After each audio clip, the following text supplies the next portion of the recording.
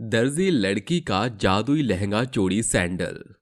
कुंजपुर गांव में रहने वाली 17 साल की सलोनी एक गरीब दर्जी थी जो चंद पैसों में लोगों के कपड़े सिलकर अपने घर का गुजारा भत्ता चलाती थी। अरे ओ सलोनी, अरे भीतर है क्या? हाँ चाची आ जाओ। अरे परसों रोज मैंने तुम्हें जो ब्लाउज सिलने को दिया था वो पूरा हो गया क्या? हाँ चाची, वो तो मैंने सवेरे ही सिल दिया था और उसकी तुरपाई भी पूरी हो गई है, ये लीजिए। सलोनी रेवा का सिला हुआ ब्लाउज उसे थमा देती है। बदले में रेवा उसे 50 रुपए देती है, जिसे देखकर सलोनी दुखी स्वर में कहती है, ये क्या चाची, सिर्फ 50 रुपए? अरे तो क्या तुझे 500 रुपए दूं? मैंने ऐसा कब कहा? अगर चाची मेरी मजदूरी बराबर मेहनताना तो दे दीजिए। आपको पता है बाजार में एक ब्लाउज की सिलाई के लिए दर्जी 200 रुपए से एक दाम भी कम नहीं लेते। फिर आपका ब्लाउज अस्तर वाला था, ऊपर से गले की बारीक बनावट, इसे सिलने में मैंने पूरा दिन बिताया है। अरे तो क्या पूरे दिन के पैसे मुझसे ही वसूलेगी? देख सलोनी, ये देहात है, ये तेरे जैसे नत्थू गहरे दर्जियों की कमी नहीं है। 50 रुपए से एक पाई ज्यादा नहीं दूंगी। सलोनी रेवा के मक्खर पने को जानती थी, इसलिए वह चुप हो गई।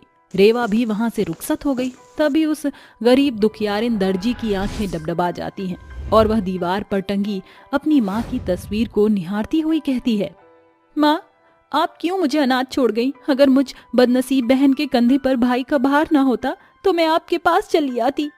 अभी सलोनी ऐसा कह रही थी कि देर दोपहर उसका नन्हा भाई रुपेश बस्ता टांगे भीतर आता है। जीजी, मैं घर आ गया। अपनी दर्जी बहन की भीगी आंख देखकर रुपेश उसका चेहरा पढ़कर कहता है, जीजी आप रो रही थी ना? जीजी देखना, एक दिन आपका भाई बड़ा अफसर बनेगा और अपनी दर्जी बहन का नाम ऊंचा करके दिखाएगा। मेरे भाई, मुझे भरोसा है। अब चल खाना खा ले, जीजी ने आज खिचड़ी बनाई है। माता पिता का साया तो सलोनी के सर से सालों पहले ही छिन चुका था, जिस कारण सलोनी को बेहद कच्ची उम्र में अपने भाई के जिम्मेदारियों का भार अपने कंधे पर उठाना पड़ा। उसने अपने हाथों के हुनर से दर्जी का काम शुरू तो किया, मगर गांवगन उस गरीब दर्जी बहन की दुखती रग से वाकिफ थे, इसलिए उसे कम दाम देकर बढ़ चढ़कर बनावट वाले कपड़े सिलवाते। समय बीतता जा रहा था, मगर सलोनी की आर्थिक स्थिति संवरने की बजाय बिगड़ती जा रही थी। एक रात वह सिलाई मशीन पर कपड़े सिल रही थी कि उसके हाथ रुक जाते हैं। दिन रात आंखें गड़ाकर मैं कपड़े सिल रही हूँ, मगर आमदनी अठन्नी और खर्चा रुपया वाला हाल है। रुपेश अब बड़ी क्लास में प्रवेश पा चुका है, उसकी स्कूल फीस, घर के खर्चे, ये सब कैसे पूरा होगा? जी तोड़ मेहनत के बावजूद विशेष कमाई नहीं। ऐसा सोचते सोचते ही सलोनी ऊँघते हुए सिलाई मशीन पर सर रखकर सो जाती है। तभी उसे अपनी माँ ममता का स्वप्न दर्शन मिलता है। जागो सलोनी। माँ, आप? माँ, आपकी बेटी कांटों का जीवन जीते जीते उकता गई है। हालत ने मुझे दर्जी बना दिया, फिर भी दुख की बदरा छटने की बजाय और ज्यादा गाढ़ी होती जा रही है। जानती हूँ बेटी, मेरी बात गौर से सुन। घर के भीतर तुझे एक छोटा सा दरवाजा दिखेगा, उसे खोलकर तू तहखाने में पहुंच जाएगी। वहां एक बक्सा है जिसके अंदर 3 जादुई लहंगे, सैंडल और चूड़ी मिलेंगी। उसे तू अपना रोजगार बना लेना। वह अपने अंदर से लहंगा, चूड़ी और सैंडल देंगी। इसी के साथ वह दर्जी सपनों की दुनिया से बाहर आ जाती है। सुबह की किरण फूट पड़ी है। माँ कहती थी कि पौ फटने के पहले किरण के साथ देखा सपना सच होता है। इतना बोलकर सलोनी झटपट से उसी तहखाने में पहुंचती है, जहां उसे संदूक में लाल रंग का चमचमाता हुआ लहंगा चोली, लाल रंग का सुंदर सा सैंडल और लाल रंग की चूड़ी का बंडल मिलता है।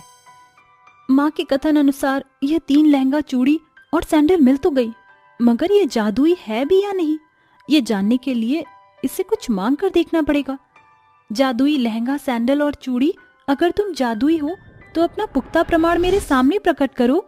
इसके बाद उस तीनों जादुई लहंगे, जादुई चूड़ी और सैंडल तेजों में सुनहरी किरण में घिर जाती है और उनमें इंसानी अक्ष कायम हो जाते हैं। जिसके बाद जादुई लाल लहंगा अपने भीतर से चमचमाते लहंगा चुन्नी और लाल चूड़ी अपने भीतर से चूड़ियों की बौछार लगा देती है। साथ ही जादुई सैंडल भी अपने अंदर से कई सारे लाल सैंडल निकालती है। ये तो सचमुच जादुई लहंगा, चूड़ी और सैंडल है। अब इन्हें बेचकर मैं अपने और अपने भाई को गरीबी से उभार सकती हूँ। सलोनी उन सैंडल, लहंगा और चूड़ी को लेकर बाजार में बेचने पहुंच जाती है। आओ आओ लोगों, आ गया है सुंदर सुंदर लहंगा एकदम सस्ते दाम में, साथ में चूड़ी भी है और सैंडल भी, केवल 1000 रुपए में। इतना कम दाम सुनकर दूर खड़ी जानवी नाम की एक लड़की कहती है, क्या सचमुच ये शादी का जोड़ा और ये सैंडल चूड़ी सिर्फ 1000 में है? मगर बाकी दुकानदार तो केवल ऐसा ब्राइडल लहंगा 10,000 के पार बेच रहे हैं। फिर तुम इतना महंगा लहंगा सस्ते में क्यों बेच रही हो? अरे तो माम खाओ होने वाली दुल्हन, गुठलियां मत गिनो। कुछ ही देर में सलोनी के सारे लहंगे, चूड़ी और सैंडल बिक जाते हैं, जिसके बाद में उसे बहुतेरी कमाई हाथ लगती है। ऐसे ही हर दिन बीतता चला जाता है।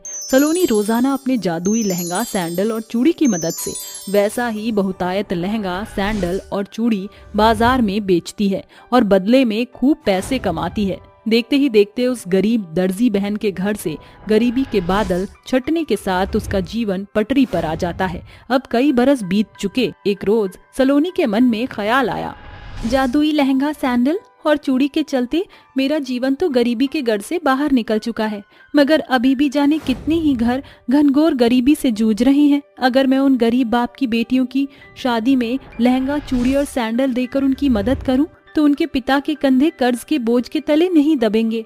मेरे जादुई लहंगे, सैंडल और चूड़ी मदद का हाथ बढ़ाओ ताकि मैं गरीब दुल्हनों की मदद कर सकूं। सलोनी के ऐसा कहते ही जादुई लाल लहंगे, सैंडल और चूड़ी के भीतर से खूब सारे लहंगे, चमचमाती चूड़ी और सुंदर सुंदर सैंडल की भरमार लग जाती है। उन्हें लेकर वह मंदिर की ओर बढ़ ही रही थी कि उसके कदम एक गरीब घर के बाहर रुक जाते हैं, जहां बिंदिया नाम की दुल्हन बेरंग साड़ी पहने मंदिर की ओर बढ़ रही थी। जरा ठहरो बहन, आज तुम्हारा ब्याह है क्या? हाँ बहन, मगर अमीर की मौत और गरीब की बेटी का ब्याह कहाँ पता चलता है। ऐसा ना कहो, ये मेरी तरफ से शादी का लहंगा, सैंडल और चूड़ी तोहफा ले लो और इसे पहनो, क्योंकि शादी सिर्फ एक बार होती है। इस तरह सलोनी गरीब बिंदिया को अपने हाथों से उस जादुई जोड़े चूड़ी और सैंडल को पहनाकर उसे दुल्हन बनाती है। ऐसे ही समय बीतता है और आखिरकार रूपेश IAS बन जाता है। जीजी देखो, आपका भाई अपने पैरों पर खड़ा हो गया है। अब देखना, ये अफसर भाई अपनी दर्जी बहन की शादी में पूरे गांव को दुल्हन की तरह सजाएगा। अपने भाई की बात सुनकर सलोनी की पलकें भीग जाती हैं और रूपेश सलोनी की शादी के लिए एक सुलझे हुए परिवार से रिश्ता तय करता है।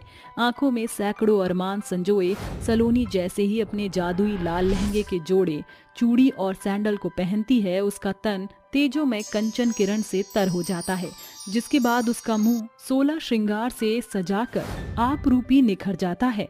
ये कैसे हुआ? मेरे पास एक भी जेवर नहीं थे, फिर ये सोने के जेवर और मेरा रूप कैसे बदला? अचानक इसका ध्यान अपने जादुई लाल रंग के जोड़े पर घिरता है, जिसके बाद उसके चेहरे पर पड़ा प्रश्न चिन्ह दूर हो जाता है और अंत में 7 फेरे के साथ सलोनी ब्याह के बंधन में बंधकर अपनी नई गृहस्थी में प्रवेश करती है। प्रेग्नेंट बहू के जादुई आलू। विधवा औरत उल्टी करके पानी पीती है, तभी सास आकर बोलती है, ये क्या, तू उल्टियाँ कर रही थी? हाँ माँ जी, कुछ दिनों से चक्कर और उल्टी आ रही है। हाय हाय, सत्यानाश हो तेरा, बेड़ा गर्क हो। अरे मेरे बेटे को तो खा गई और अब तू सपोले को पैदा करने वाली है। अरे घर का राशन पानी कैसे चलेगा? मेरी छाती पर तो 1 रुपए नहीं है तुझे देने के लिए। जाकर कोई काम ढूंढ जिससे तू इस घर और अपने बच्चों को पाल सके। माँ जी, आप ऐसे अपने वंश को कैसे कह सकती हैं? मैं जिस जगह खड़ी हूं ना, ऐसे ही मेरे बाल सफेद नहीं हुए। तू अब अपना मुंह नहीं हाथ चला। अब घर की जिम्मेदारी तू ही देखेगी और जो भी कमा कर लाएगी मेरे हाथ में रखेगी। अंजना प्रेमा को सुनाकर चली जाती है और प्रेमा रोने लगती है। मैं ऐसी अवस्था में क्या काम ढूंढूं और कैसे घर का खर्चा चलाऊं, कुछ समझ नहीं आ रहा। हे भोलेनाथ, मेरी मदद करो, ये समय बेहद नाजुक होता है। अपनी सास की बात से प्रेमा बहुत दुखी थी। आखिर अब प्रेमा अपना और अपने बच्चे का ख्याल कैसे रखेगी? क्या वो अपनी खड़ूस सास की बात सुनने के बाद घर का खर्चा चला पाएगी या नहीं? जानने के लिए कहानी में आगे बढ़ते हैं। प्रेमा को कुछ समझ नहीं आता। वो घर के काम में व्यस्त हो जाती है। उसका सिर चकरा रहा होता है। तब वो बाहर आंगन में आकर बैठ जाती है तो उसकी नजर आलू की खेती पर पड़ती है और वो कहती है, अरे मैं तो भूल ही गई थी, इन्होंने आलू की खेती कर रखी है। इन्हीं आलूओं को बेचकर मैं घर का खर्चा चला सकती हूँ और अपने बच्चे का ख्याल भी रख लूंगी। कल से ही मंडी जाकर आलूओं को बेचती हूँ। ये बोलते ही वो आलू की खेती में से खींच खींच कर आलू निकालने लगती है और उन्हें साफ करके अगले दिन मंडी में बेचने जाती है। आलू ले लो, आलू ताजा ताजा आलू ले लो, बिल्कुल भी मीठे नहीं है, ना हरे आलू हैं। आलू ले लो, आलू 100 रुपए के 10 किलो आलू। अरे तुम तो बड़े सस्ते आलू बेच रही हो, जरा मुझे 5 किलो आलू दे दो। जी ये लीजिए। बहन जी पसंद आए तो आप दोबारा ले जाना। हाँ हाँ जरूर ले जाऊंगी। आलू ले लो, आलू 10 रुपए किलो, 10 रुपए किलो, 20 रुपए के 3 किलो आलू ले लो। आलू बहन जी जरा मुझे भी 3 किलो आलू दे दीजिए। ये लीजिए भाई साहब। इस तरह से पहले दिन प्रेमा सस्ते आलू बेचकर ज्यादा ग्राहक को बुलाती है, जिससे उसकी काफी बिक्री होती है। जब घर आकर वो ये सब पैसे गिन रही होती है 551, 552, 553, 554, 555, 506। प्रेमा आगे के पैसे गिनती तब तक अंजना उसके हाथ से पैसे छीनकर कहती है, ओहो, तो महारानी को मेरी बातों का जोर पड़ गया और आज पैसे कमाकर ले भी आई, वो भी इतने सारे। चलो थोड़ी तो अच्छी बहू है मेरी, ये सारे पैसे मैं रखती हूँ। ये ले 10 रुपए रख अपने पास। माँ जी ये पैसे, इसमें से मैं बच्चे के लिए भी कुछ जोड़ना चाहती हूँ। माँ जी ओहो, आज से तू इतने पैसे ही रोज मुझे लाकर देगी और अपने पास 10-20 रुपए से ज्यादा नहीं रखेगी, समझी? ऐसा कहकर अंजना चली जाती है और प्रेमा दुखी हो जाती है। कोई बात नहीं, मैं ऐसे ही काम करके और पैसे कमाऊंगी और माँ जी से अब की बार छुपा कर रखूंगी ताकि आड़े वक्त में मेरे बच्चे के काम आए। ये बोलते ही वो आलू की खेती में से आलू निकाल कर रखने लगती है और मंडी जाने के लिए तैयार कर देती है। अगले दिन वो फिर सुबह से शाम तक आलू बेचती है। ऐसे ही वक्त बीतता है और वो आलू बेच बेच कर पैसे जमा कर लेती है। वहीं धीरे धीरे मंडी में बाकी व्यापारी भी आलू बेचने लगते हैं, जिससे उसके ग्राहक अब उसके पास ना आकर बाकी व्यापारियों से आलू खरीदते हैं। आलू ले लो, आलू आलू ले लो। हे भोलेनाथ, सुबह से शाम होने को आई है पर अभी तक 2 लोगों के अलावा किसी ने आलू नहीं खरीदे। मेरे आलू यूं ही न रखे रह जाएं। हे भोलेनाथ, इन आलूओं को बिकवा दो क्योंकि अब और आलू है ही नहीं। अगर इन आलू को खरीदकर मैं बीज नहीं लाई तो आलू की खेती कैसे कर पाऊंगी? 2 दिन बीत जाते हैं, उसके आलू और कोई नहीं खरीदता और सास कहती है, कल से देख रही हूँ तुझे, ना तूने मुझे कल पैसे दिए और ना ही आज से तू गई बाजार। ये क्या हो रहा है? पैसे क्यों नहीं ला रही है? कहीं तुम मुझसे पैसे छुपाना तो नहीं चाहती? नहीं नहीं माँ जी, ऐसी बात नहीं है। वो मेरे आलू अब बिक ही नहीं रहे हैं। मंडी में और भी लोगों ने आलू को बेचना शुरू कर दिया है, इसलिए कोई आलू नहीं खरीद रहा अब। हाँ हाँ हाँ, तुझे क्या लगा तू जो बोलेगी मैं उसे सच मान लूंगी? अपनी झूठी कहानियां बनाना बंद कर। मुझे पता है तुम मुझसे पैसे छुपा कर रखती हो। अगर कल तूने मेरे हाथ में पैसे लाकर नहीं रखे तो तेरा वो हश्र करूंगी जो तू सोच भी नहीं सकती। अंजना उसके बाल पकड़कर परेशान करती है तो प्रेमा बोलती है, माँ जी, मुझे दर्द हो रहा है। ये आप क्या कर रही हैं? आप जानती हैं ना मेरा 5वां महीना चल रहा है। 5 महीने से मैं आपके सारे पैसे आपको लाकर देती हूँ, फिर भी आप मेरे साथ ऐसा बर्ताव कर रही हैं। थोड़ा तो विश्वास कीजिए।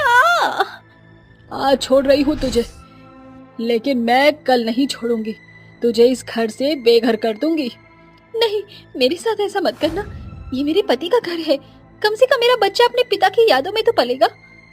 अगली सुबह जब वो उन्हीं आलूओं को बोरी से निकालती है तो उन आलूओं को सड़ा हुआ पाकर रोते हुए कहती है, हे भगवान, ये क्या हो गया?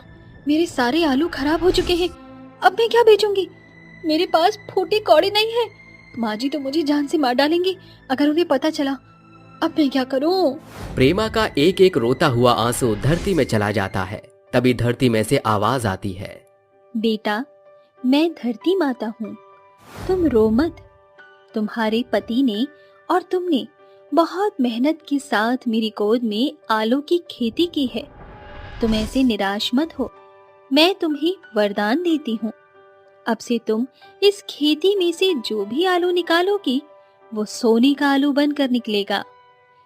शुक्रिया धरती माता, आपने मेरी बात समझी।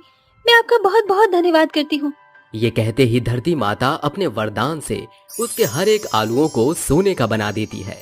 उन सोने के आलू को हाथों में लेकर वो कहती है, मुझे तो विश्वास ही नहीं हो रहा कि मेरे हाथों में सोने के आलू हैं। अब तो मुझे खेती करने की भी जरूरत नहीं है और अब मैं माँ जी को काफी सारे पैसे भी दे पाऊंगी। तो जल्दी से सुनार पर चलती हूँ।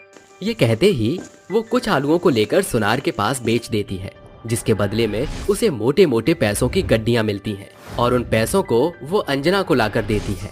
तभी अरे इतने सारे पैसे कहाँ से आए? बता, कहीं तूने मेरी वजह से किसी के घर में चोरी तो नहीं कर ली? अरे नहीं नहीं नहीं माँ जी, अभी कैसी बातें करती है, ये अपने ही पैसे हैं। भला हमारे पास इतने सारे पैसे कहाँ से आ सकते हैं? मुझे बेवकूफ मत बना, बता कहाँ से आए हैं? मैं बताती हूँ आपको, मेरे साथ चलिए। ये कहते ही वो अंजना का हाथ पकड़कर आलू के सोने की खेती के पास ले जाती है, जहाँ सोने के आलू के पौधे को खींचने पर उसे चमचमाता सोने का आलू मिलता है। ये देखते ही खुशी से अंजना बौखला जाती है।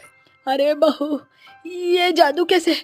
हाँ हाँ बहू, ये जादू कैसे हो गया? इतना सारा सोना, अब तो हम माला माल बन गए हैं। अब तो तुझे बच्चे की फिक्र करने की भी जरूरत नहीं है। बहुत कुछ कर सकते हैं हम इन पैसों का। हाँ माँ जी, बहुत कुछ कर सकते हैं। पर बहू, ये सब हुआ कैसे? ये सुनते ही प्रेमा अंजना को सब कुछ बता देती है और कहती है, तो ऐसे जादू हुआ है। चलो अच्छी बात है बहू, तू मुझे भी माफ कर देना। तेरे साथ मैंने बहुत ज्यादा ही खड़ूसपना कर दिया। कोई बात नहीं माँ जी, मैंने आपको माफ किया। अंत भला तो सब भला। इस तरह से सास बहू खुशी खुशी रहने लगती हैं। सोने के जादुई आलू से उनका जीवन बेहतर हो जाता है और कुछ महीनों बाद प्रेमा को एक सुंदर सी बेटी होती है।